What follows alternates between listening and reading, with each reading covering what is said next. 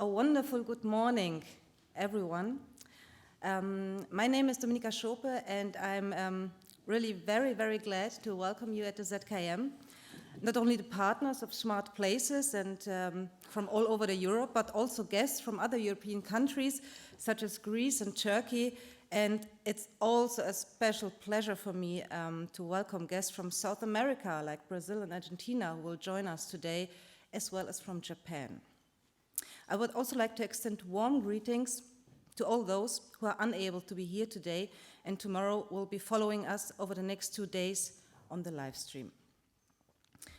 The interest in the conference vindicates us a little in our project of rethinking the cultural institution in the 21st century, as once again a change takes place.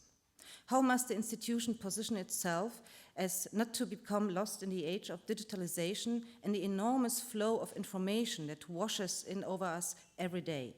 On the contrary, to develop new ways of addressing audiences in order to communicate even more clearly to the potential visitors the relevance and significance of culture in the age of digitalization and technologization.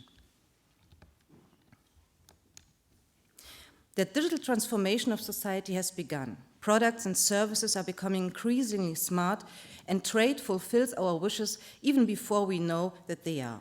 Mechanization and automation have brought relief, and now we expect the new digital ecosystems to take away work, and digitalization and robotization to make the work-life balance perfect. The fourth industrial revolution, some are also speaking of the second machine age, is shifting our existence from the PC and internet towards the Internet of Things and services. Analog thinking has become smart thinking 4.0. The next step, incidentally, is an Internet of Senses, which is being prophesied by current development at KIT in Karlsruhe. What has happened to the user in this period? What has happened to us? Who are our potential visitors? And this portrayal is not without reason. In the middle of the 80s, one can already observe a decrease in the strength of traditional bonds and of extensive destratification phenomena. An individualization process is being set in motion, which is growing in structure-changing intensity due to more work, free time, more money, more mobility, education, and so on. In the course of the change in values, there is a separation from traditional hereditary milieus, which is ultimately resulting in a pluralization of lifestyles, which still persists today according to studies. Such a pluralization is already becoming observable in surveys of current media use based on demographic data. But going beyond demographics, much more can be recognized. Social geographical data, right up to psychographics, show us that the current society is oriented strongly towards performance and efficiency, pragmatism and utility. Questions regarding the additional value for oneself are accompanied by a regrounding, a search for anchoring and deceleration. But sustainability, new synthesis of values, and a selective idealism are also playing a greater role than 30 years ago. At the same time, users and our potential visitors now expect services to be quicker and more individual, and to give situational relevance and for the ecosystems in which they live to be flexible. Efficiency and user orientation are demanded because lifetime is valuable and the world is so varied and challenging. The user focuses on demands from us that we do the same. They demand from us to be smart. A challenging demand, so what is to be done? smARTplaces tries to answer this question. In the framework of the EU project, we focus on audience development and thus the interest and needs of the visitors. Because what started with the digitalization of stocks of museum worlds has happily soon also included the practical areas. The term audience development, which was coined by the Arts Council of England, describes the activity, quote, which is undertaken specifically to meet the needs of existing and potential audiences and to help arts and cultural organizations to develop ongoing relationships with audiences. It can include aspects of marketing, commissioning, programming, education, customer care, and distribution. For Germany, support for this first came, surprisingly, not from the federal states of Germany, but from the European Union, since 2012 has not only provided funding for work on scientific content in the way which we are previously familiar with, but also for applied approaches to access in the framework of the program Creative Europe. smARTplaces breaks fresh ground for a communication of art and culture. Cultural institutions are to become smart, which is to say intelligently equipped places to experience art. The communication focuses on the museum visitors and their interests and needs. In the EU cultural funding will support the project during 4 years with 2 million euro. Partners of the new network are 8 cultural institutions and 2 universities from all over Europe. Coordination of the think tank is headed by the Dortmunder U. The main aim of smARTplaces is primarily to tap new target groups using innovative digital offerings. As well as the brokering of media competence, however, the involved cultural sites are also to network on several levels in order to generate synergies among each other, not only in the curatorial sphere, but also and especially in the addressing of visitors. In addition to this, however, it is also intended to the project to initiate change management within the institutions. The project is transparent. On the website smARTplaces EU and via our newsletter, we report continually on our attempts and successes, but certainly also about our failures, because with the aim of improving, failure is also a part of the process. As a part of this transparency, the section Audience Engagement gives an initial insight into the project on the individual partners and our attempts to meet the current challenges. In these attempts and in our daily work, individual themes reveal themselves that are intended to cause us to reflect and to act sooner rather than later. The technologies have arrived in our everyday lives. We can attempt to keep them away from ourselves, but we can also try to use them for ourselves and our purposes. What possibilities exist? How can we use them without overtaxing the people coming into what, for them, is a conventional museum?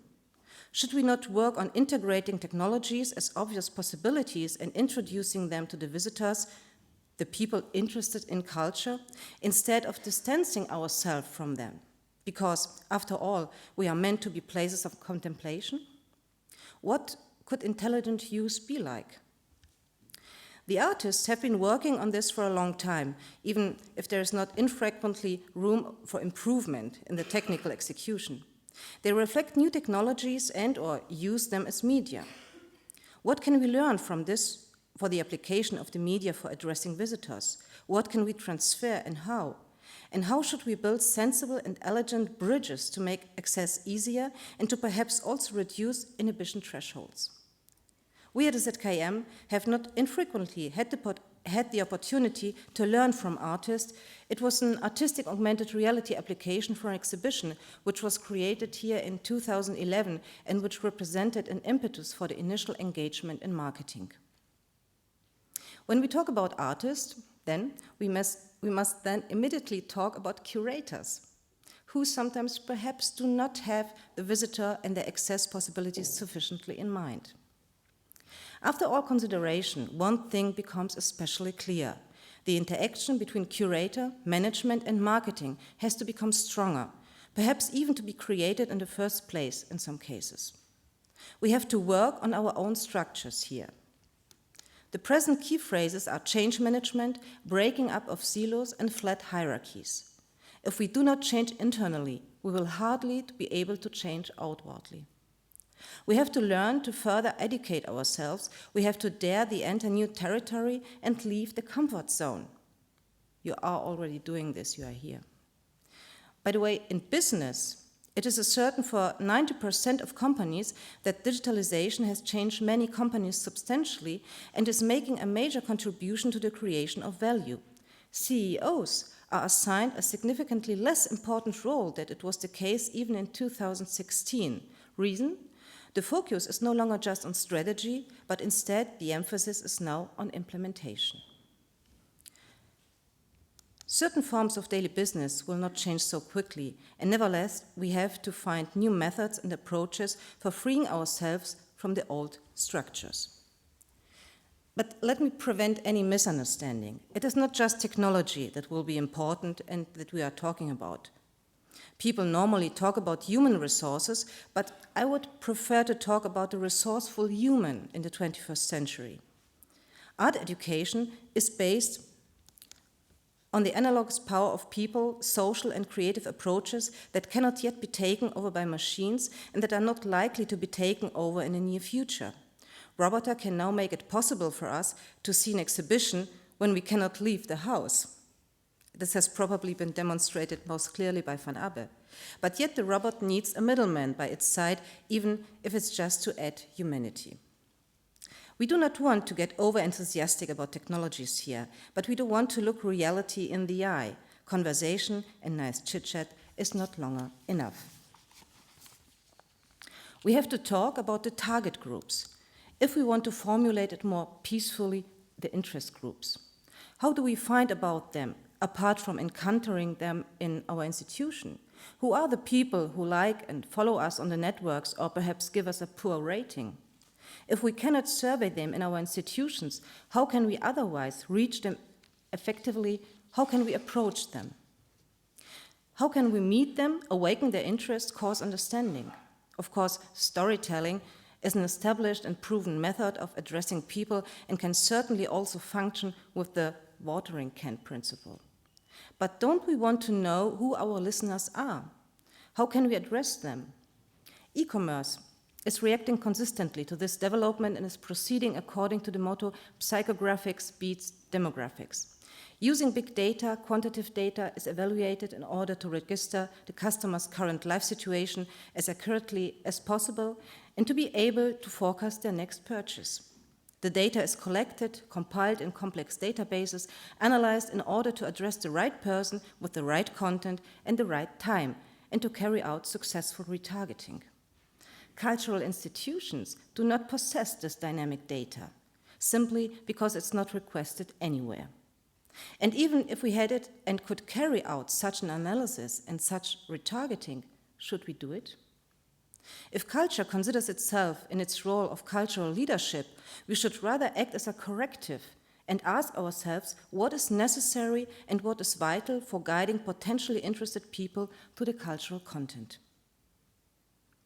Where do the limits of culture have to be, and where does it have to act as a corrective?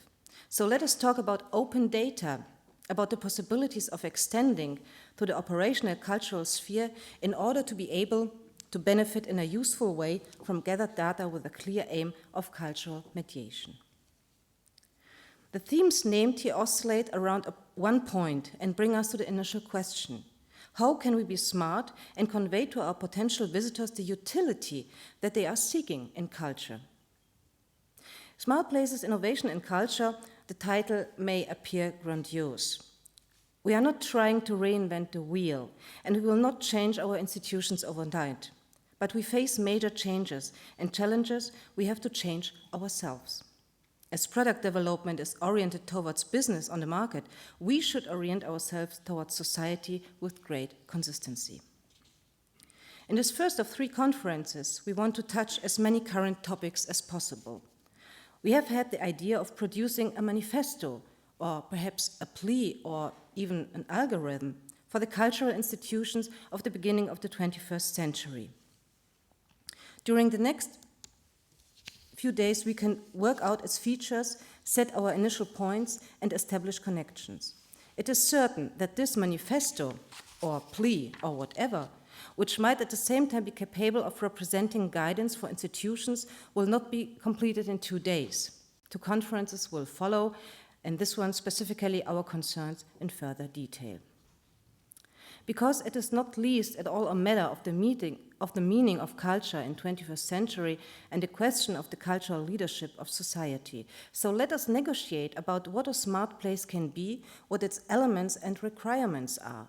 What could the institution of the 21st century be like if it's oriented itself towards the development and trends of society, both positive and negative? Now, I wish you and I wish us an exciting conference with a lot of discussions and findings. And last but not least, I would like to thank my team, without whom this conference would have been possible, because the sport that we have put on during the past 3 weeks with a lot of projects as well as the preparation of the conference is absurd and incredible. So big thanks to Regina and Steffi, and to Alexa and Marie, and to Juno and Marie. Thank you very much, and have a lot of fun in the 2 days.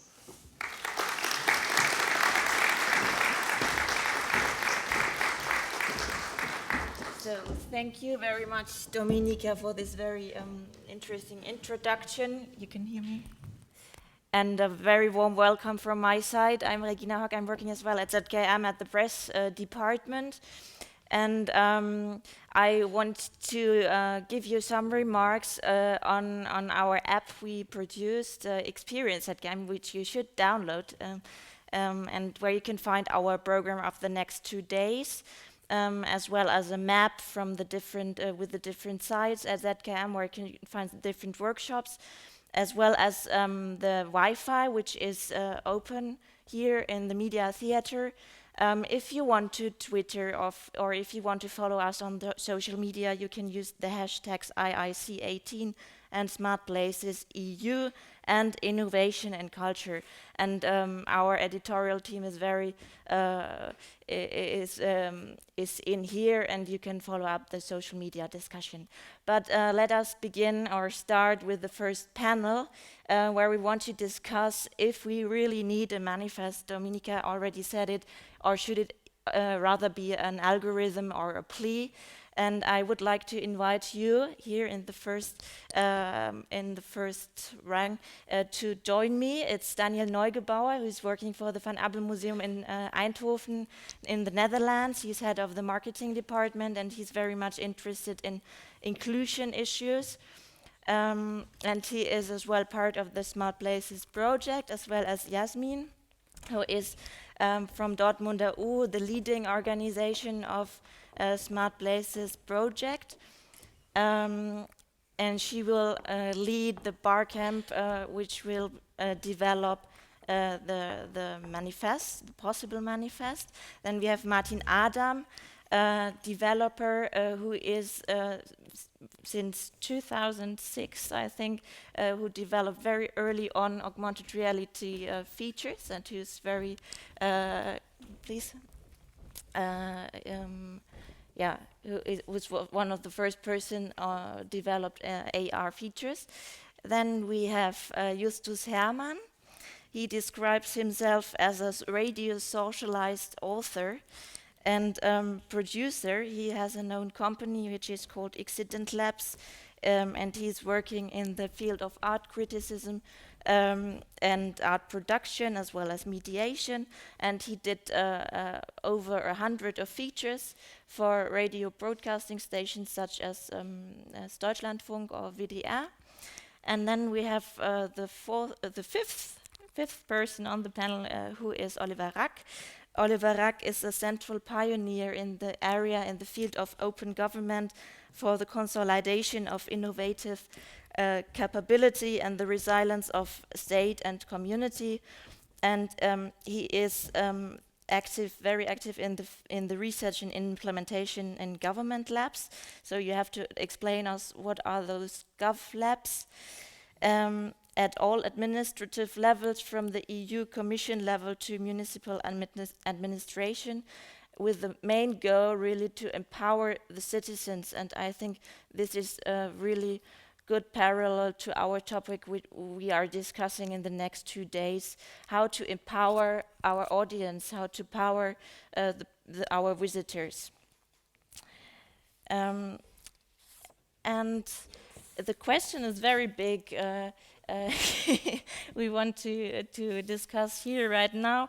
Perhaps Justus, as a journalist, and from your point of view, to give us a short overview over the cultural landscape. What, in your opinion, should museums be? A temple of muses, a location of contemplation, or should we rather keep pace and catch up in order not to lose our relevance as an for society as an island of knowledge? What is your point of view? It should work. Yeah, just go ahead. Should work right now, maybe it works. Does it work? Yes.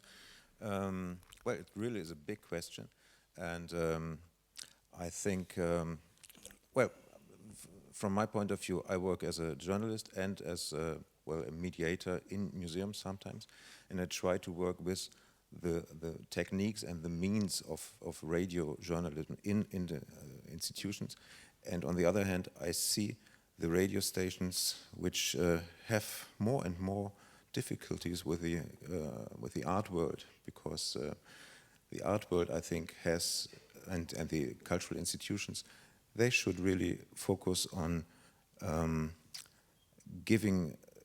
producing meaning by itself, because the radio stations, for example, are more and more reducing their potential in really creating articles, really creating journalistic work on cultural aspects. For example, WDR has really halved, it's just the half of the capability. Well. So what you observe is not, or it's a very difficult situation, you would say, how the cultural landscape is at the moment, or what is your, if you compare it to the cultural institutions, what you observe in your own field, in the radio broadcasting station, is it the same in the cultural sector? Well, it's a question of targeting groups. They always call it targeting groups, and all the museums, they try to have new audiences, of course, but they really don't know how. And this is, I will give you one example. When I started to work, for example, with the Bundeskunsthalle in Bonn, that was because there was, some years ago, I think it was 2010, there was a big exhibition about Byzance, the art of Byzance. And it was a really big exhibition and a really expensive one. And as a journalist, I was interested in the idea of connecting it to the situation in Istanbul, Byzance, Constantinople, Istanbul, all that. But I realized that there was not in one single word Istanbul was mentioned in the whole communication process of the museum. The whole exhibition was about Byzance, because everyone, the curators and the team was just focusing on Byzance, and all the communication didn't have in mind that it is really a subject of Istanbul. And Istanbul is, of course, a wonderful subject for community outreach, for the Turkish community, which is very strong in my area, and Turkish community, Kurdish community, and all that.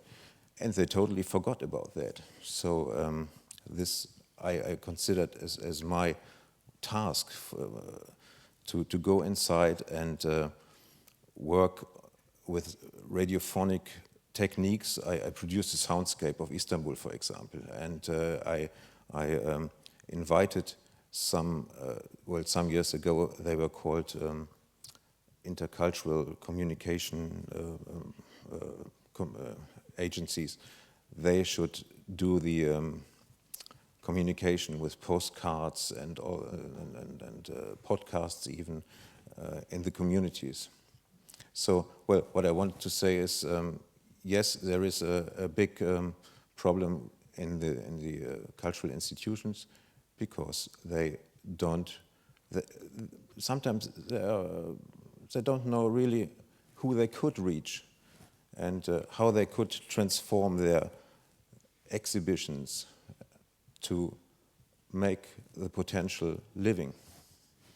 That's what we try to address in the next 2 days, yes. to get to know who is this audience and how to develop tools and methods, how to evaluate this. Daniel, we have heard that we have to do something. How can we appeal to cultural institutions to break new ground in the form of a manifesto? Dominika already said it at the very beginning, or should it rather be an algorithm, or what is your point of view? It can be anything. First of all, I was a bit repulsed by the idea of writing a manifesto for smARTplaces, because why would we need a manifesto? There have been a lot of manifestos written already, and if you look what it means, it's basically very much connected to the idea of the modernist project. And I think the big potential of the digital of a smart culture is to transgress something like a modernist attitude. And what you really need to ask yourself is what kind of use do you want to generate with a manifesto? And this is, of course, always coming back to Wittgenstein, the most important question: don't ask for the meaning, ask for the use. And the idea of usership is something I would like to see discussed more in depth throughout the next days, because if we write another manifesto, it's like we're trying to establish something like a smart culturism.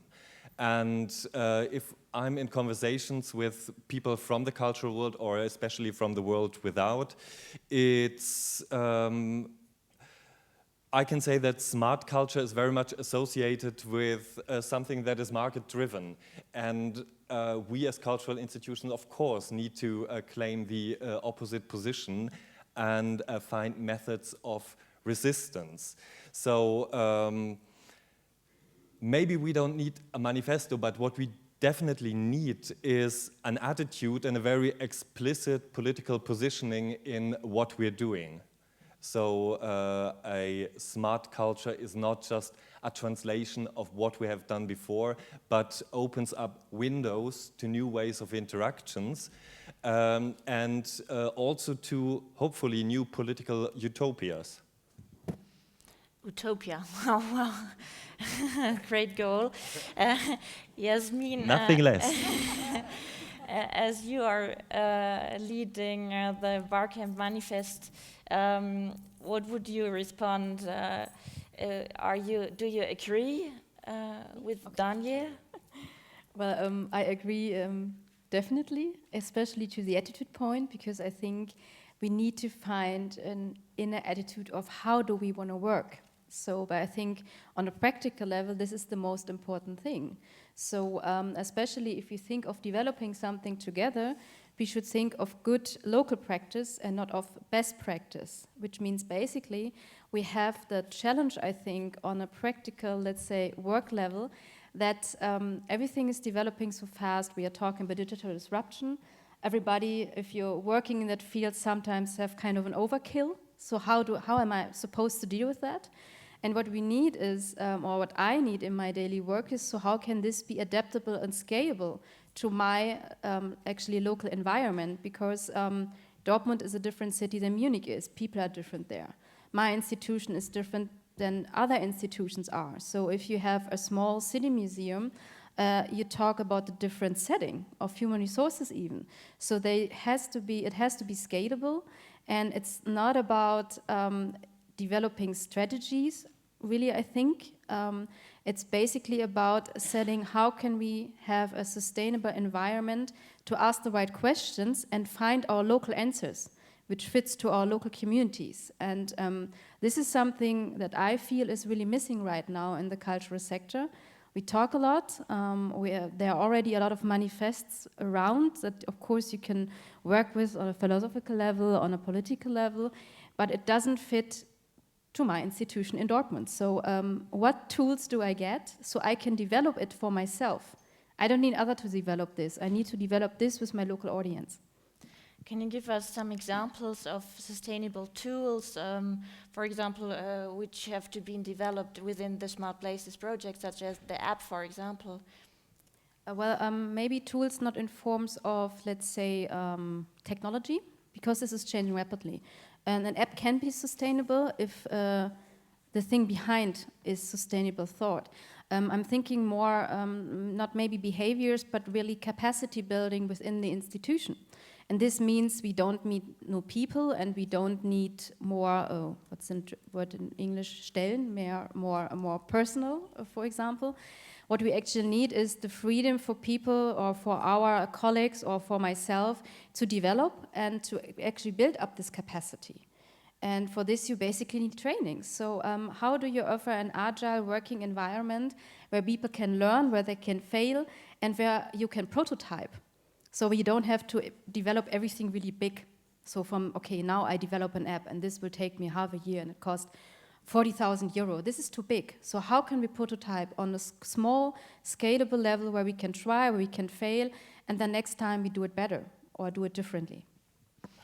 We are having a change management workshop led by Daniel, who the workshop is focusing on this, how to build up the capacity within the institution and how to make those processes smooth within the institution. Martin, if you report on your experiences with cultural institutions, with clients, which are very different from the very small library to huge institutions. What is your experience? How to approach, or how to make, or how to simplify this translation process? You are a developer, how to communicate with a cultural institution? Well, working with cultural institutions is the hell. No, just kidding. It isn't. It's a lot of fun. But of course, it is a very, I think it's a very sustainable business right now. There's not that much flexibility by entering the digital world. And I think this is what Jasmine just said. It's not to create fixed technology to solve things, but to set up something where the flexibility is kept up, and that all my ideas can get developed in. So technology is a part of it, but it's not the main part. It's the stories, it's everything you do within it, but you need to have the flexibility to do it. And I know from my point of view as a developer, it has been normally that the developer developed an app and then he just grabbed the money and ran as far as he could, because support after developing apps is really a hell. But this is not the future, because it doesn't help anyone. It's app development is something we don't know much about today. It's we've done a lot of projects together with museums. It's not that we develop an app for a museum, but we develop apps with museums. We go very much into the whole process with it. We call it the 5 processes, like it's a storytelling, marketing, it's a communication, it's content development, it's design, and it's technology. But the technology is just the tool to display things. And we go in there with the institutions, find their specific stories about their own institution. We look at their content and find something new. And that's where we need the flexibility. Yes, we need the tools, but we also need the flexibility. And of course, there are some problems still, like working with content. It's always the same problem in the projects. Everybody underestimates how hard it is to get from a content to a digital content. There is a big process between this, and there's a big understanding process in it. And this is where always our projects get late, very late, and later, because this is such a huge topic, and everybody underestimates it. So take your time, and what Jasmine just said, start small. Perhaps if you give us some insights, can you cite a worst and best case example of apps you developed together with cultural institutions? What were, or name just one huge problem you The funny thing is, it's the same app. The best and the worst scenario. We've developed an app for the Freilichtmuseum in Detmold, which is an open-air museum. And we created a very cool story. It was a little girl, she used to live in this museum, and she's taking kids around and telling stories through audio guides and little games, and it's augmented reality, virtual reality, a lot of functionality. So it's a really, really cool app. But nobody is downloading this app. Because there are still two problems. The technology, we used beacons. Beacons are don't think about beacons, never again. They are really a big problem. It didn't really work that well. And so the museum was really, they didn't really tell the visitors about this app because they haven't been sure about if it works. And, but even in the beginning, this is where we have to start a project. It's not just we are developing a story for the visitor. We are developing a story even for the people that work in the museum, because they have to sell this app later on, and they have to be engaged in this project very much. They have to put extra time to develop this app, because normally there's no special digital personnel to develop apps. It's normally communication or press or these parts of the museum who will do the app development, and they have to put 20% more extra time in doing this. And if they are not motivated enough, they won't put good time into it, and then the result won't be as good as it should be. So doing a story or developing a story means also involve the people from the museum. So it's a question about turning content into smart content, and I think you would agree, Justus, because you mentioned as well kind of lack of communication when you mentioned the example of the Byzance and Istanbul exhibition. Would you agree? Yes. In general, yes, I would agree. How to convert content into smart content for the right target group? That's your main point, I think, isn't it? Well, Oh, you disagree? Then no, not really. Please. No, I lost my thoughts. Sorry, I'm sorry. But if we talk about the target group and how to get to know our audience, we talk very fast about data and open data. Can you very shortly introduce this idea of open data and how, or give us an idea how we could adopt it to the cultural sector, Oliver? Own data means to make data fluid for reuse in any other way. And there's a bunch of criteria to have them open, to have them in a, let's say, data lake, so that multi-stakeholders can do valorization with it, put an added value on it. So this is the idea. It's a technical, but also ideological idea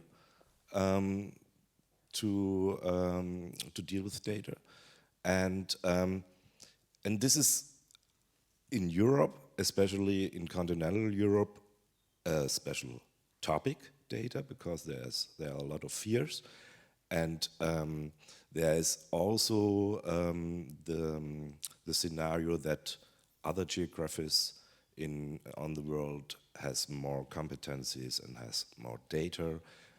So these different parameters play in this topic. Which brings me again to the question of manifesto.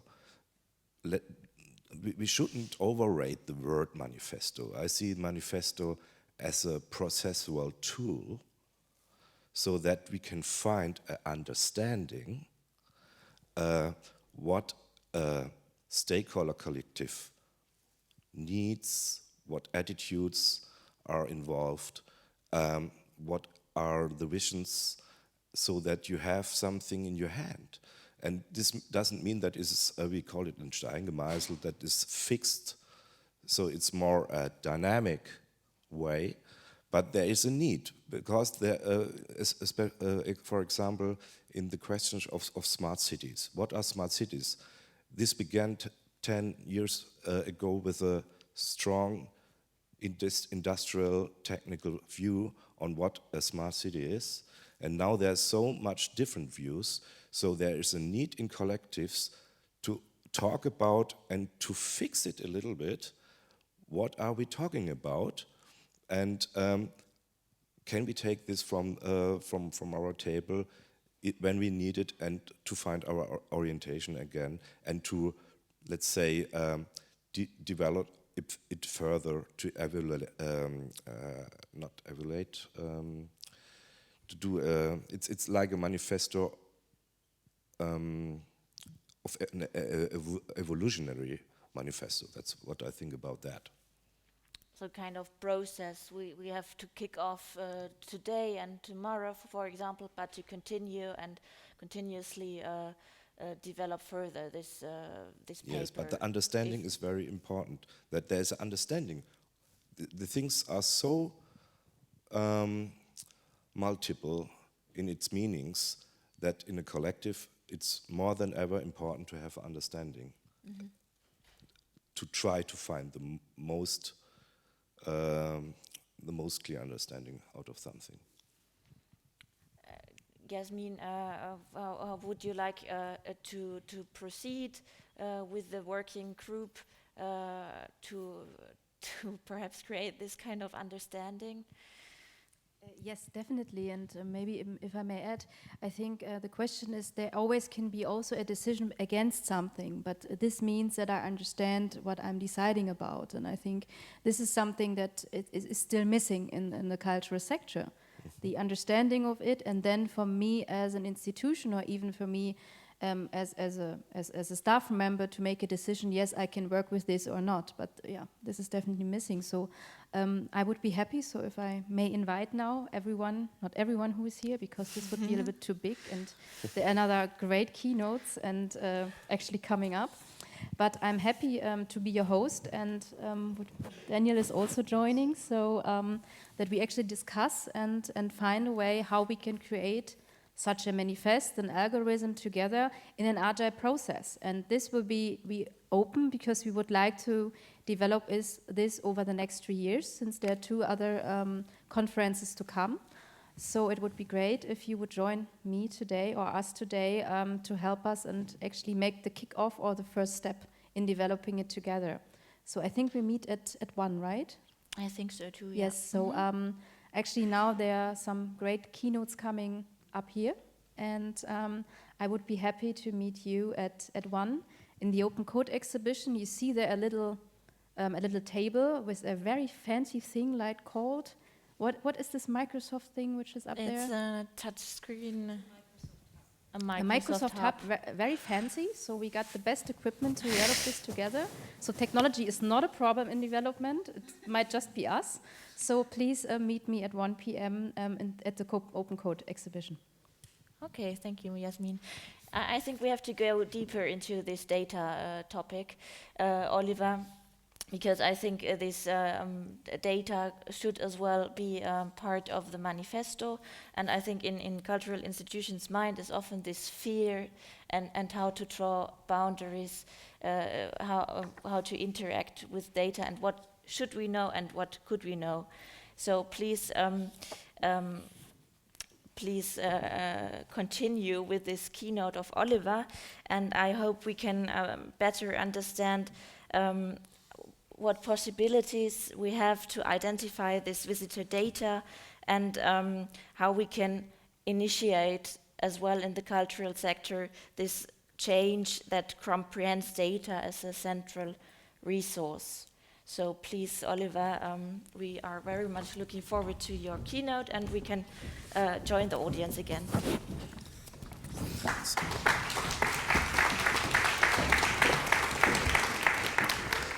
Okay, thank you. I'm trying not to bore with too much tech stuff. The question is, why messing around with data? Why dealing with data? In continental Europe, we hate data. Data reveal our privacy, they reveal secrets, and they make us measurable. Data become performance indicators and social scores. Data feed algorithms that manipulate us. Yes, they want to question our intelligence. Data are strict, they are complicated, they are merciless.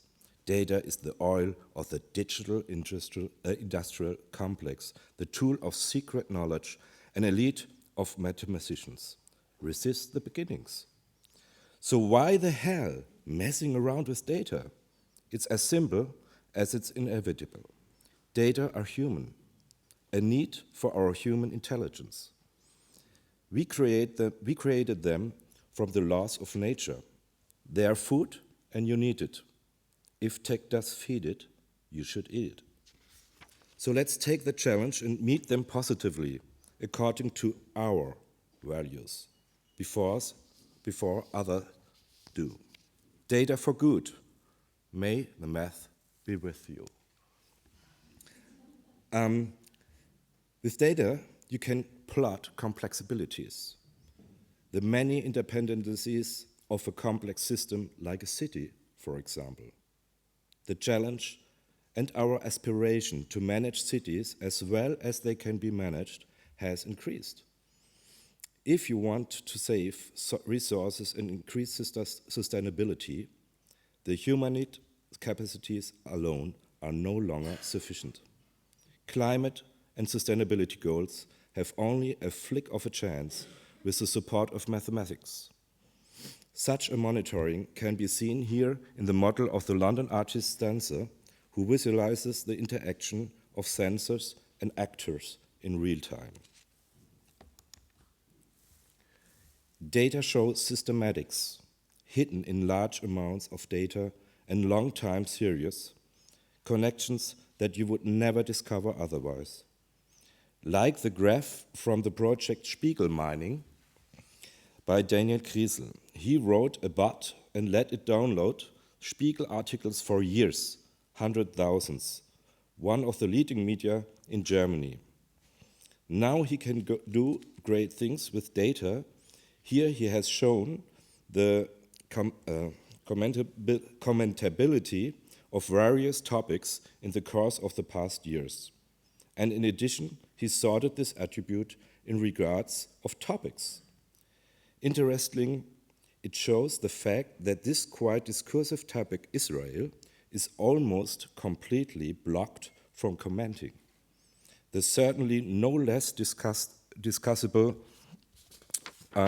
topic, Ukraine and Russia, however, are open for commenting and bashing in all matters. More of Kriesel's work you can find out at the very funny lecture by him on a video at Chaos Congress.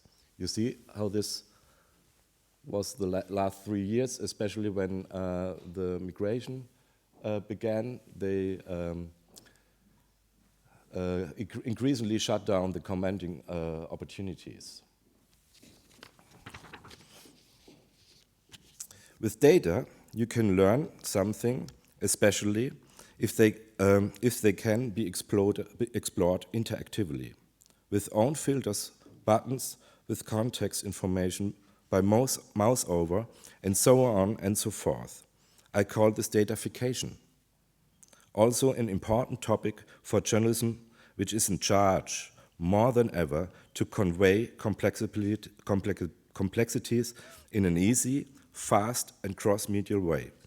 As here, for example, in financing the election campaigns various representatives in the United States. If you go over there with a mouse, you can find the connections from the donator to the representatives. This is very important for democratic education. With data, relevances can be analyzed. Here, in the visualization of the buzzword factor that the Spiegel magazine has made based on the comparison of the coalition agreements. Shown is the factor per 1,000 nouns. And of these, the top 30. Surprisingly, or not, that's the digitization that has made it into the top 30 the first time this coalition agreement, which is still to be accepted, for the coming period. The much criticized and escalated backlog of Germany in digitization has a system. What has no relevance in the agenda, that has almost no chance to be taken in action. Incidentally, this already begins with the collection of topics by the polling institutes. What is not asked is not on the agenda. I had this issue already with various leading institutes because the attention span of the interviewed individual during the panel is a valuable asset, which is why important questions are deleted from surveys, though. So much about the genetics of data integrity. With data, you can give information beauty. Like here in the live streaming picture, based on wind open data from databases in the USA. Also here, an exciting note. This shows very nicely the difference between North America and Europe in terms of climate.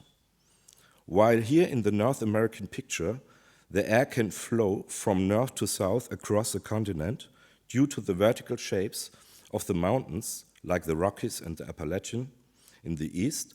In Europe, we are fortunate to have enough to have protective maritimes around and mountain ranges from west to east that protect us from weather extremes and clashing temperatures. Compare values with data, done here very nicely by activists. I have no idea what the trick by the Brits, maybe you have. That's really interesting, but this is how you can do some messages. And if you have a message based on data, you also can even paint some stats, spreading evidence and politics, but handle with care, as stats are powerful and a weapon. You can even do some nudging with stats. Make peeps behave like you want. In this picture, you even have a double impact, people being engineered to drop their cigarettes proper into the litter box and not on the street while catching some guesses. But wait, what does this mean? Does anybody has an idea what they are talking about?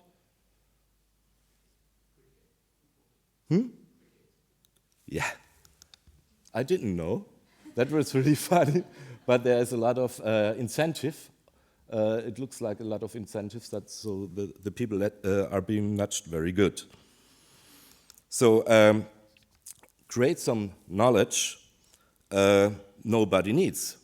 That's a possibility too. Like these ranked names registered by the City Council of the Mannheim during 24. But is this really needless? I have to say, those on the right are the boys, and those on the left are the girls. And I find it the most popular names are Sophie and Marie.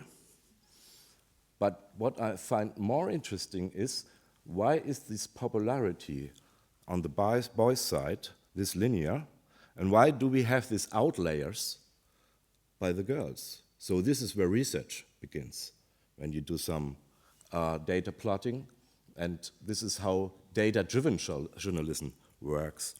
And is it also useless for somebody who has a company for giveaways, for cups with names on? I would be very interested as an entrepreneur to find out in which town which names are most popular, so I can do my orders like this. And what is when you're managing cultural goods? Wouldn't you be interested in the insights about the preferences and behaviors of your audience? Like here, where the data are plotted from the Internet Movie Database to find out, they're plotted on the commands and the rankings and the likes to various series.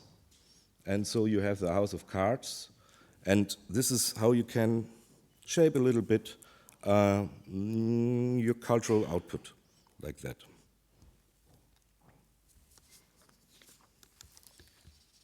So why now? This is like the internet looked in the early days, very clean, very well distributed. so healthy. And this is like the internet looks now. So it's very locked in datas, and also the power is very concentrated. We have to ask us, do we want private and even foreign companies to manage and control digital public interests without a mandate? Do we want digital public interest driven by closed math, algos, and heuristics? Do we want our citizens surrender their private data to companies and leave them alone with this? Do we want this data to leave European legal space of privacy? Do we want to feed foreign economies with added value by exploiting these data and selling us artificial intelligence as a service in future, which we doesn't have our own? So what we need is to evolve the web to a distributed structure by open standards. And this is the way it works. It is Tim Berners-Lee, Sir Tim Berners-Lee, the inventor of the hypertext and therefore of the World Wide Web, expanded in the year 2000 his idea of the World Wide Web to evolve it from a web of hypertext and hypermedia to a web of data, an open web of data, a web of linked open data where semantics brings context to data, the semantic web. I have a dream of the web, and it has two parts. In the first part, the web becomes a much more powerful means for collaboration between people I have always imagined the information space as something to which everyone has immediate and intuitive access. In the second part of the dream, collaborations extend to computers. Machines become capable of analyzing all the data, a semantic web which should make this possible, as yet to emerge, but when it does, the day-to-day mechanism of trade, bureaucracy, and our daily lives will be handled by machines, taking to machines, leaving humans to provide for inspiration and intuition.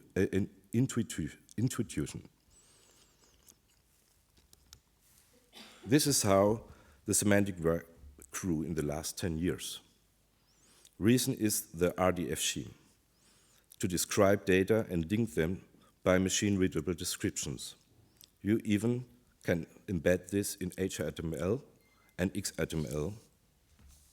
So this is a way we should think when we think about open data from audience data we generated, to have them open so that everybody can do something with it. And we don't speak about privacy connected data. We don't think about data which has to be secret from the view of the general security. But this is how data will be crawled in the internet, like we crawl our web pages the last 20 years. So there are different qualities of open data. So you have an open license you need. This is very important because mostly people speak about technical interoperability, but mostly people forget to think about legal interoperability. So if we don't want to spend all our added values using data into the pockets of lawyers, having a bunch of different licenses, we need to do the most easy flowing license, which are open license. And so you have here this cascade of the qualities until you have a linked data context with open data sets. And to add value, you have a cycle where you can cross those data in the different refining levels until you have an output, a pure use, and from this you you mostly get those quality and integrity in a better way. We also have to think about a periodic system. Data react like chemicals. So you have some data which aren't very useful, maybe. Some data, like geodata, are very useful mostly, and they react very fast with other data. And then we have radioactive data. Those are privacy problematic data. So this would be an idea to find out how can we build a set of data like a periodic system. And what is the open idea in general? So the more you get open, the more you have the possibility to do open innovation and have external, intersectoral competencies in your processes to innovate. And there's a historic moment of this. This was in the 54, where there was a very strong disease in London, and the public bodies they had no idea where this came from. And there was one guy, Dr. Snow. He said, "Okay, let's give me your data, your public body data, and let's do some geo profiling." And he found out that there are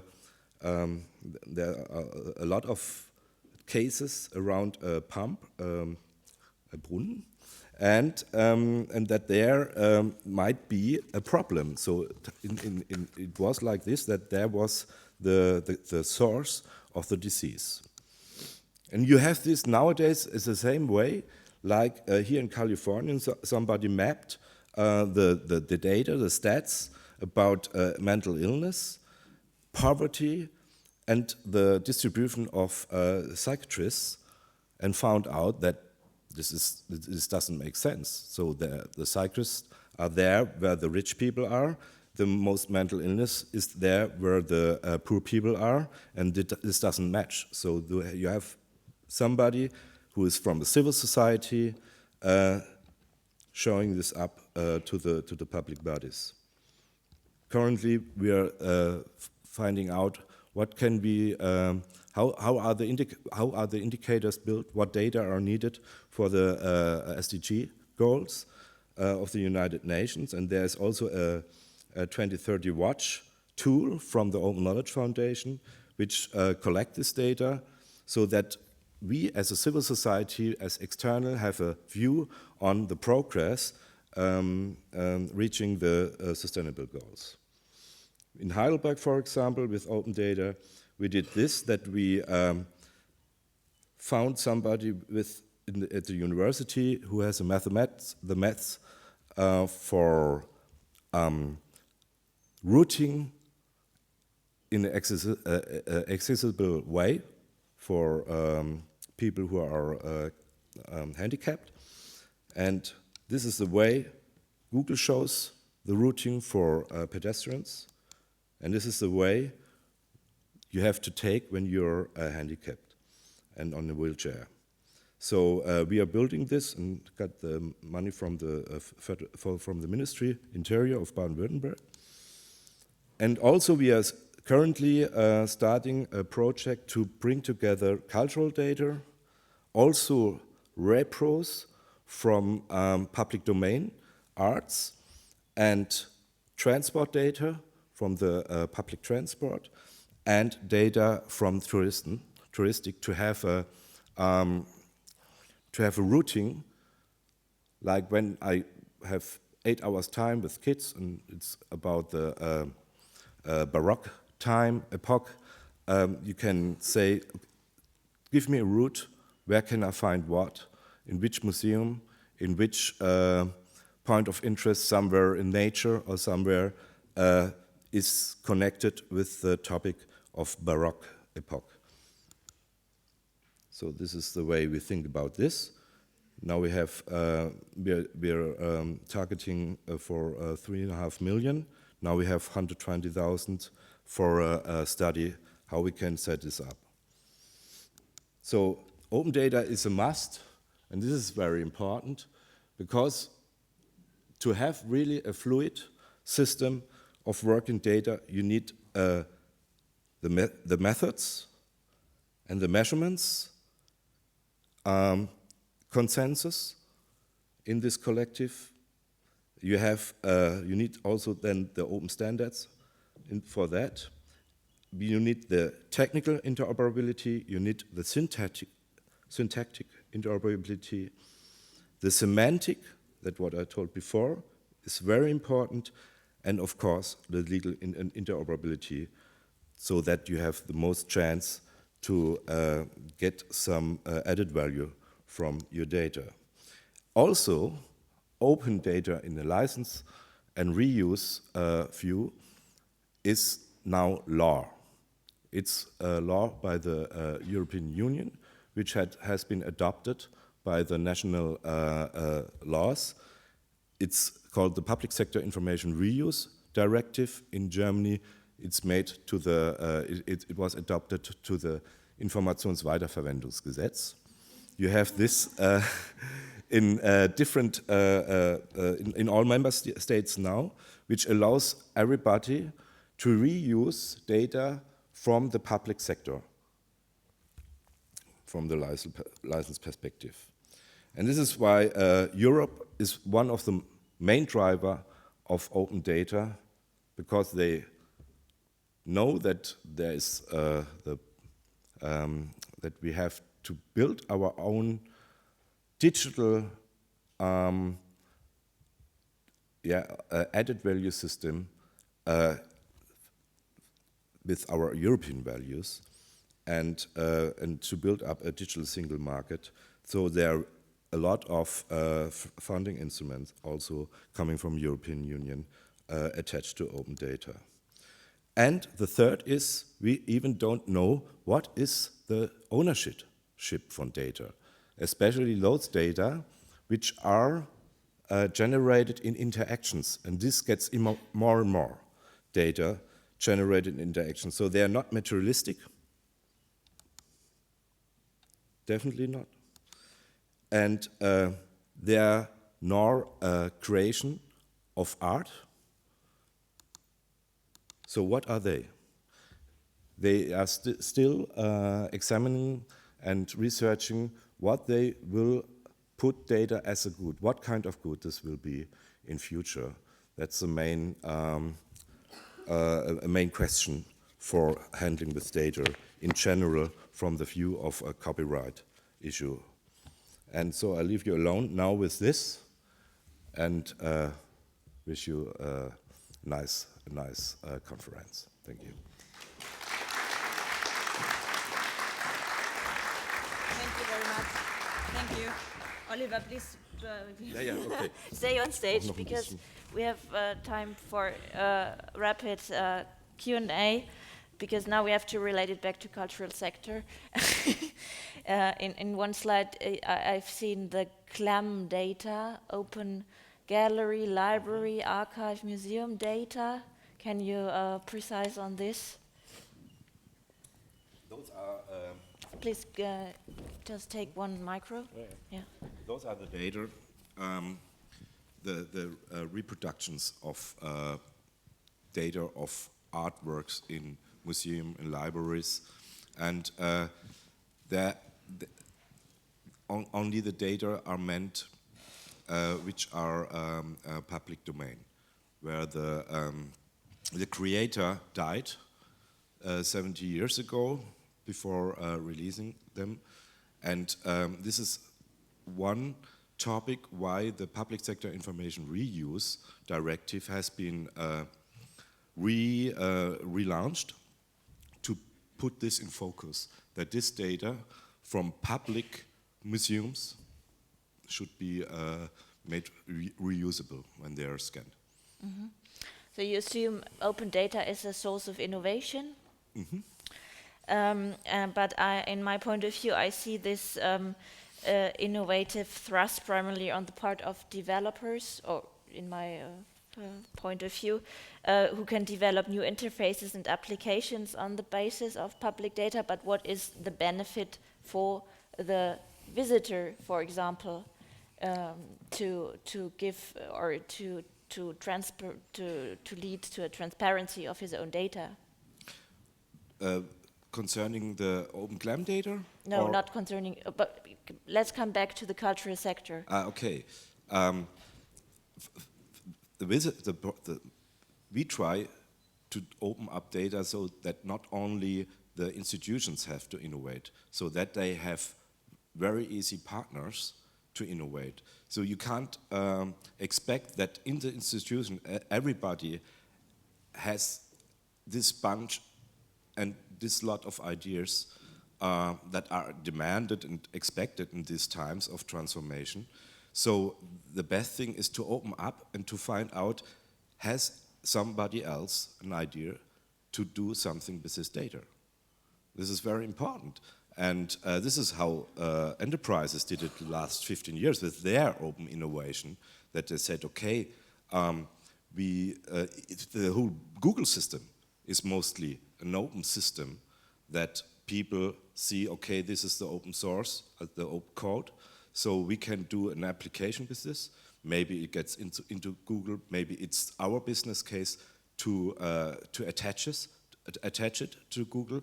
But why should we leave this to Google?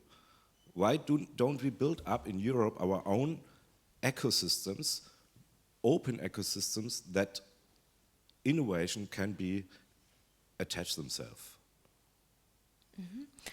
I would like to open up the discussion. Are there any questions in the audience? Many questions. So here at the front.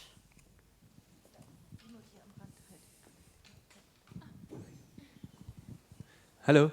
When it comes to huge amounts of data, I wanted to ask about other sources of data, like data mining from images and stuff, because when the data is not as clear as in the cases you showed, like how many people bought a ticket to something, that's super clear data, but from like machine learning data, we know that there's some cases where it's biased and stuff, and I want to ask how you would relate to such possibly biased data, which is not that proven to be true in using in such kind of systems that you're proposing. This bias problem has all data, even the machine learning Google uses needs us. When you want to log in somewhere, you get showed the capture tool. This capture is to humanoid a question. The question is this really a car? Is this really a cat or something else? And it's us still to have to decide that the machine learning from Google learns, okay, this is really a cat. So this comes from the bias. So quality of data is a very important thing for machine learning.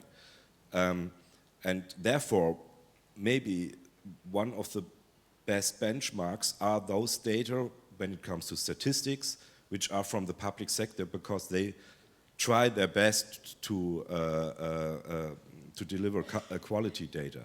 So this can be also an argument to have public sector data from a view of quality assurance, so that future learnings has the best benchmark data. Further questions?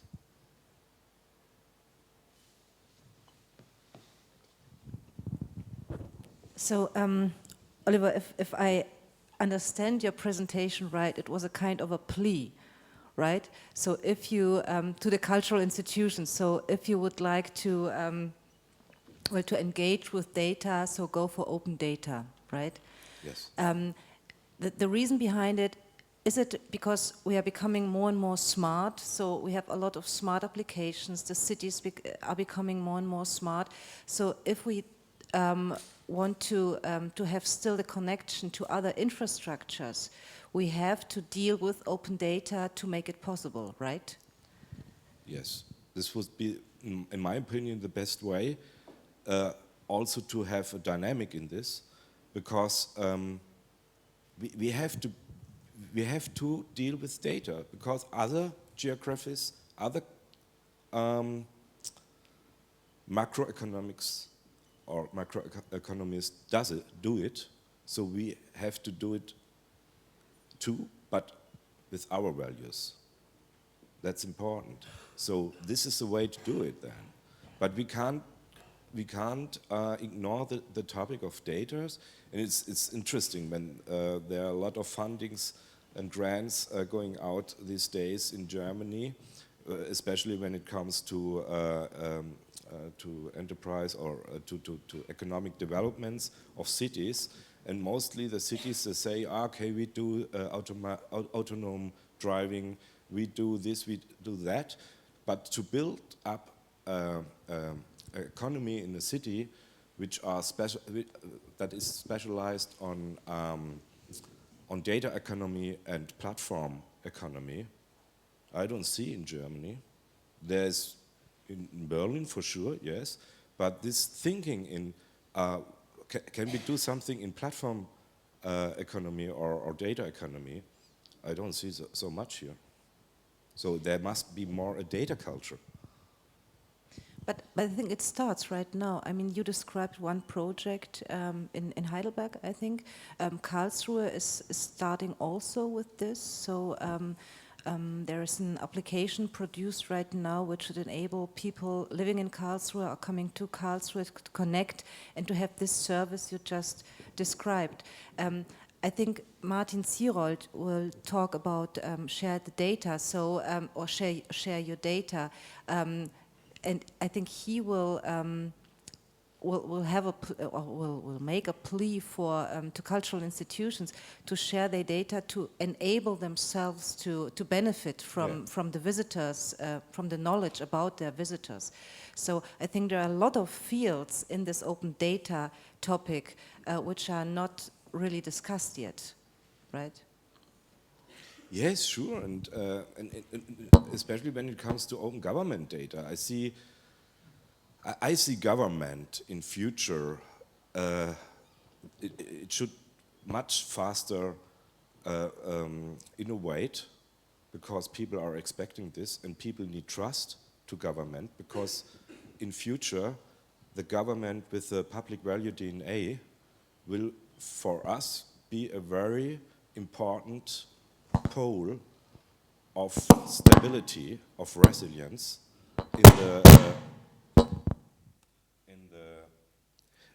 in the society. So the public sector in general has to get more innovative, open, build trust, also let's say let informal competences inside, and this is why, for example, this open government is very strong attached to the topic of open data, and I see public museums as a part of the public sector, the public government. So they should get in action or take action to innovate like expected. So it's not just a plea you are doing here right now, but as well, and yes, a plea for action in the field of museums. Yeah, sure. Okay, so if there are no more questions, there are. Here you go. I would very much support your, let's say, your statement that the EU should very hard to build its own Google, and should also build its own intel and make sure that the EU becomes independent and more resilient compared to the other economic, let's say, players. But I mean, what does it mean in the context of museums? For example, when I first visited the Open Codes exhibition, I was kind of surprised afterwards that I couldn't find any of the codes which are used there opened up. So I couldn't find the Open Codes GitHub. So, and in a way, with the artificial intelligence, data becomes the algorithm, but also the algorithm, in a way, is data. When you look at the source code, it's data, isn't it? So would that mean that, for example, here, the ZKM would open up, make the let's say, the artworks or the codes behind all these things which are displayed over there, would they make that public? Is that an approach that also the museums would open the data they have to the public? From the artworks, yeah. Somehow, until now, in this economic system, art has to find its refund. So this is why I said before, when we talk about open GLAM, we mean art where the creator has died long time ago. But interesting is to find out if art is built and is as a art installation producing data. Whose data are these data? This would be interesting, because there's more and more art which isn't physical, which is conceptual in the internet, which is interacting arts and producing data from interactions. Who belongs this data produced there? So these are really these difficult questions of the legal science people, and they're very tight on it currently, and thinking what is the way to go. But is this what you meant? More or less. Okay, thank you. Martin, you have a last question. Yeah, I just want to jump on that because I think the open data, I'm working in open data for a while, but I think the institutions and even the governments and the cities, they have to do their homework first. The open data is the second step, so we're discussing something that is really in the future, because none of us is in the situation to really produce data for open data right now, because we don't know about our rights. It's like we've got all this content, but there's so much behind this content that has to be controlled, to be checked, to go into open data. And this hasn't happened right now, because all the institutions need their own databases that can get connected to the open data before. So open data is not the solution, open data is the top of it, but we're missing the ground. And without it... but there are a lot of data which are deliverable in technical way, stats, or the data, the dynamic data from the public transport, for example, and if there are not, if there are no privacy issues, and if there are not a problem for national security, so these data can be opened up. And when institution like a museum somewhere collects data besides the open GLAM data, some other data, some statistical usable data, and they are public, they should open them up and find the right way to open them up in matters of metadata and the semantics. So we are starting with this. This is it's mainly for Europe. This is mainly Neuland. Sure. Okay. The very, very, very, very last question.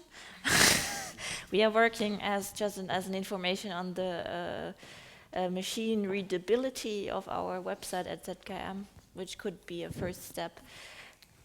Please? Yeah?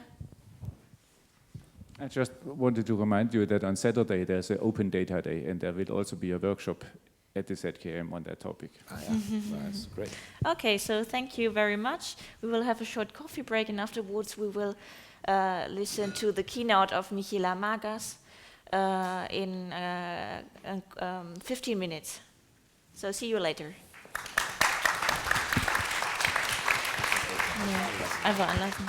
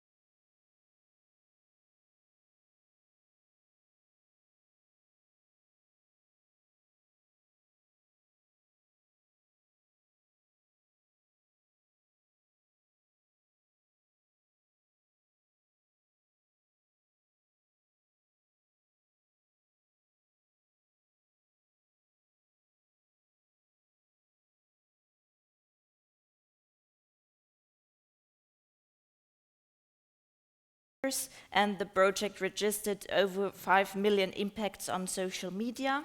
And Michaela is also, she's a lot. I could talk half an hour about your biography. She's also co-founded the Stromatolite Design Innovation Lab in 2000, which is developing future concepts for a series of international clients such as Apple, Nike, Nokia, etc. So please, Michaela, welcome on stage, and we are curious. Thank you.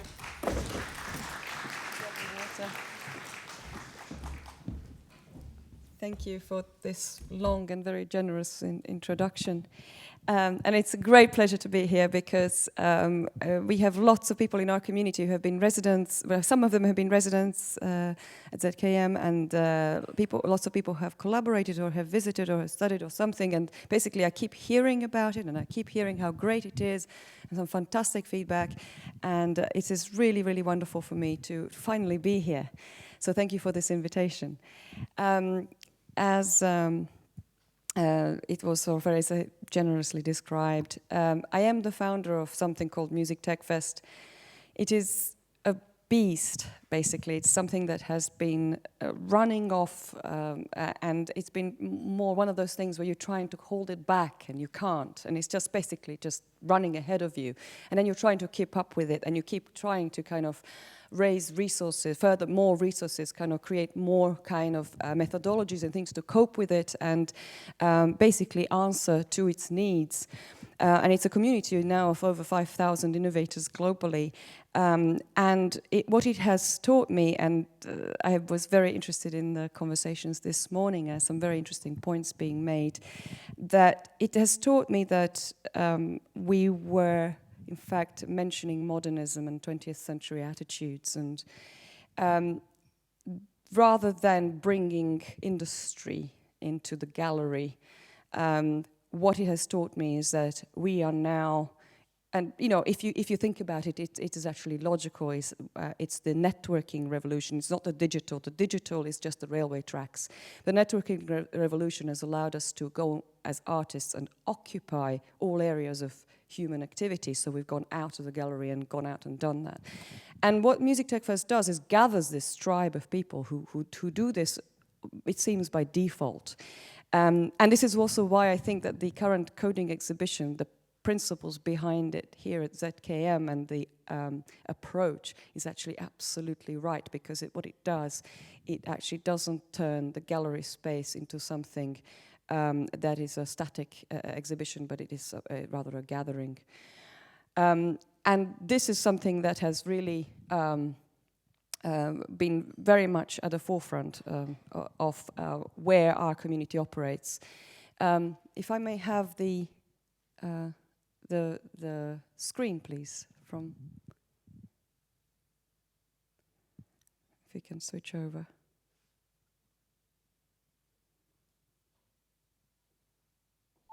Are we there? It was working perfectly earlier. Shall I try and replug? Do you want to see if it works? Oh, okay. It was, give me 1 second.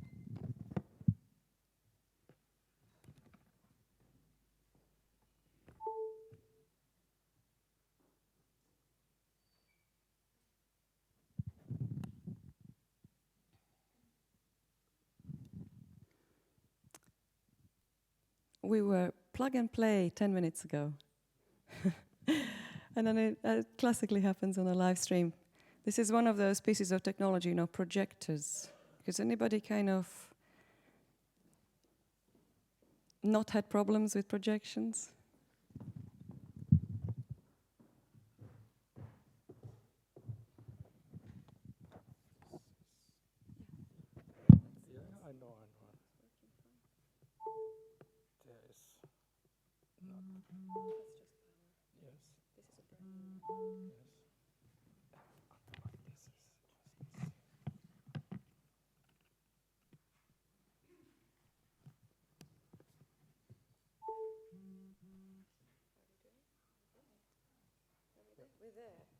We're there. Magic. So, I like to start with this because, as I say, several things have surprised me during this journey. I founded Music Tech Fest in 2012. This wasn't it didn't come out of the blue. There's a whole story behind it and how it evolved into that.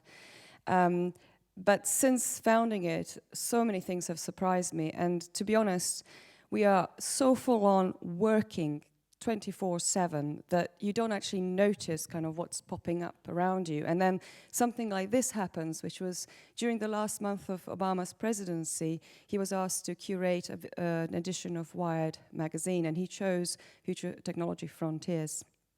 And our community was devoted one page with its champion, Victoria Modesta. Don't know how clearly you can see Victoria over there. Don't know how many of you are aware of her. She is a champion of new technology, but also a champion of accessibility. She has opened the last Olympics, Paralympics, and she also closed the Paralympics in London. And she's basically like a Lady Gaga of the accessibility world. Very courageous, very intelligent woman, very bold. And when our community grew to so many people, and we were running in Berlin, our festival with over 500 people engaging, making things. We very much blur audience and participation, and not even in a the old-fashioned way of audience participation as it was known, but audience by default ends up getting embroiled in everything that's doing. But over 500 people had actually registered to make things, to do things, to create. Then I said, okay, we need an icon for this community. We need someone that is not just a case of creating new kinds of enabling technologies for them to make them a so-called normal person by the old-fashioned standard, but someone who can be empowered to the point that everybody can aspire to them. Everybody would want to be like them. And this whole point about empowerment, the technology, empowerment of human beings is really very much at the center of our ethos. So this was a big moment. This is one of those moments when we go, did we really get featured in something like this? It's quite a moment. I will just let you hear or let you see a 1-minute teaser that we did at Slush in Helsinki. We opened Slush in Helsinki. Slush, for those of you who are not familiar, is the largest gathering of startups and investors in Europe. It's huge now. It's about 20,000 people. People fly from all over the world. It relies on the classic 3-minute pitch. I mean, you're all familiar with the startup economy and how much everybody's rushed into it as the solution to all our economic problems. Of course, the 3-minute pitches tend to be the sort of classic 3-minute. 3 minutes allows you to communicate one simple idea rather clearly, and that's about it. And if you're talking about the kinds of applications that will really affect human beings at a deeper level, our argument was we need more time and we need a different type of communication. So we actually challenged the 3-minute pitch with a 20-minute performance. Now, this performance included on stage neuroscientists and computer scientists and accessibility application specialists and visual mapping specialists and artists such as Rika, our blind singer, who's a Sibelius Institute vocal coach, perfect pitch, absolutely phenomenal artist who performs anything from traditional, which you were actually hearing in the background, the song from the Kalevala, from the Finnish traditional storytelling tradition, and also anything through to hardcore with bands, and she has lots of vocal skills. Now, of course, what we did was we said to Rika Hänninen is her name. We said to Rika 5 days before this performance, when we gathered people for the very first time. This is very much curated. It's a selection of people from our community with different skills, but all absolutely amazing brains who come into the room.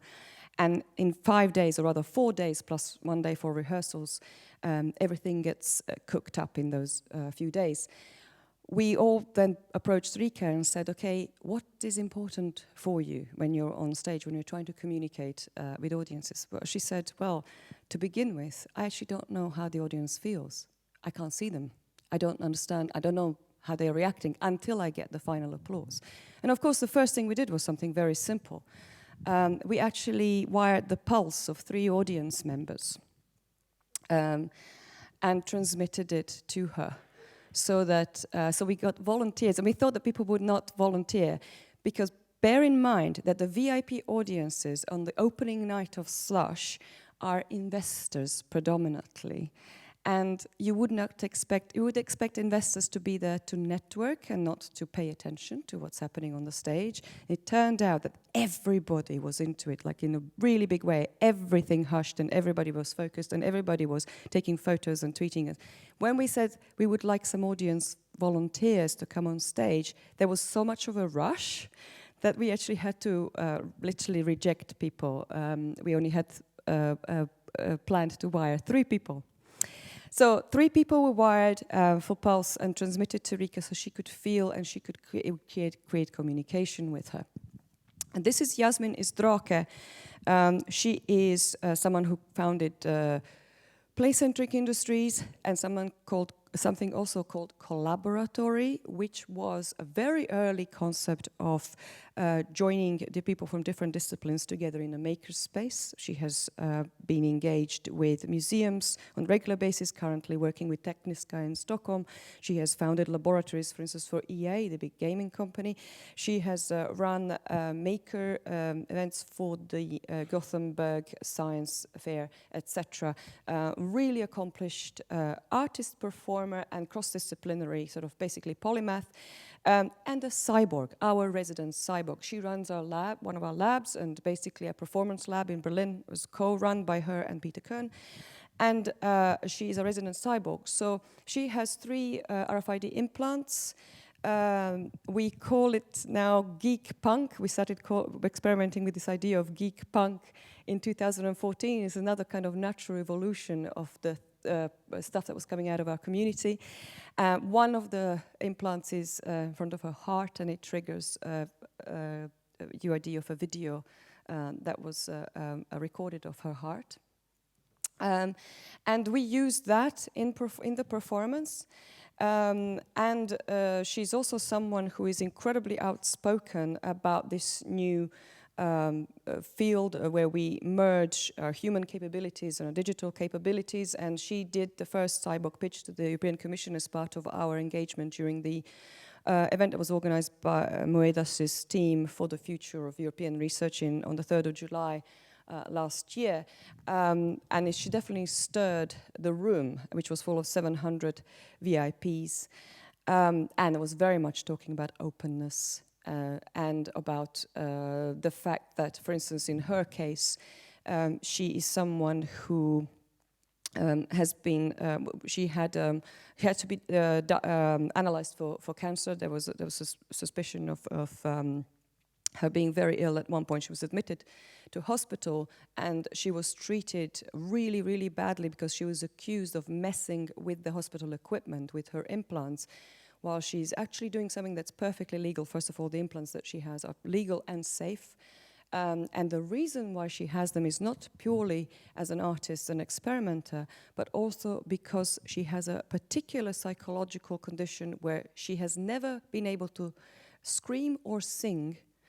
And the only way she can alert people in case of emergency is by activating through her mobile phone a loud noise through her RFID. So there is also a very good reason why she went to investigate these kinds of possibilities for her. So in her case, Rika really wanted to be able to communicate to Yasmin, who, as I say, was not expressing herself via her voice, but was activating sounds with her implants through a device.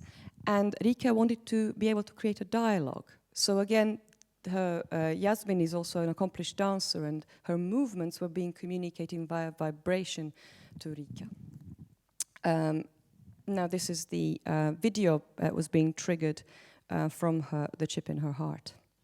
And this is her activating the music.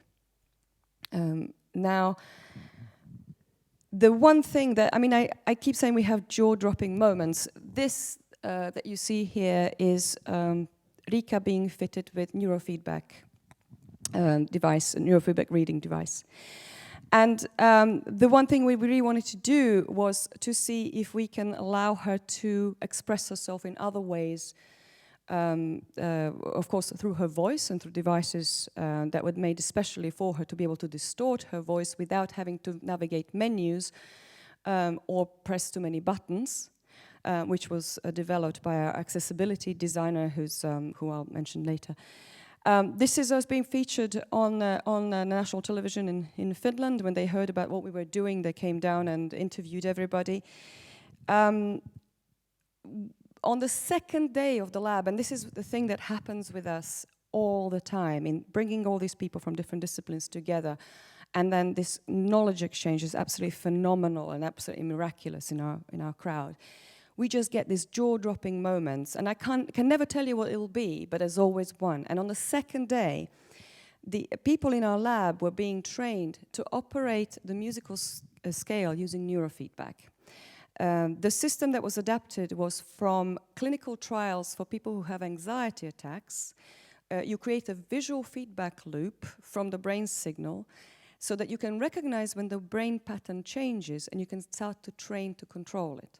Now, instead, this was replaced by a musical scale, and after, on average, sort of 2 hours of training, people were able to go up and down the scale, and with more training, they were able to start to stop on a particular note, and therefore they were starting to use their brain to play music. Now, the amazing thing, as I said, it was a jaw-dropping moment. When Rika was fitted with a neurofeedback sensor, she was just able to play. It was just incredible. And the neuroscientist guy just went, "I've never seen this before." And I went, well, there must be a paper in there. But of course, it's not just as simple as saying, well, she has been blind since birth, and therefore she's developed certain skills. It's actually quite possibly a combination of her vocal training, her musical training, in combination with her ability, or in the old world considered to be disability. Because in truth, the reason why everybody's jaw dropped in the room was because we realized when it comes to brain-computer interfaces, Rika is the able-bodied one. She's the one who's much more able-bodied than any of the rest of us in the room who have not got her condition. And this is where this new landscape is taking us, and this is why it becomes so exciting. And these sort of patterns in the back of the performance were created by projection mapping specialists who are just experts who are just doing phenomenal things with major artists and basically creating these wonderful experiences. A wonderful duo called Hand-Coded, and these were reflecting also the neurofeedback so that the audience could also experience, could get a feedback of what was happening with Rika's concentration. And of course, she was then able to trigger on the stage particular types of musical effects. There is a documentary online which you're welcome to have a look at. It's at front of musictechfest.net, and basically she was able to trigger voices by focusing where what the neuroscientists refer to as the other data or information, which is kind of referred to as the sort of produced by the subconscious, but it's not particularly clear as to how that data is being gathered, but that was also interpreted in terms of drone sounds. Now, the other thing that was that's really important to us is that this area of experimentation that puts artist creativity at the center, but unites all areas of human activity, scoops all that is created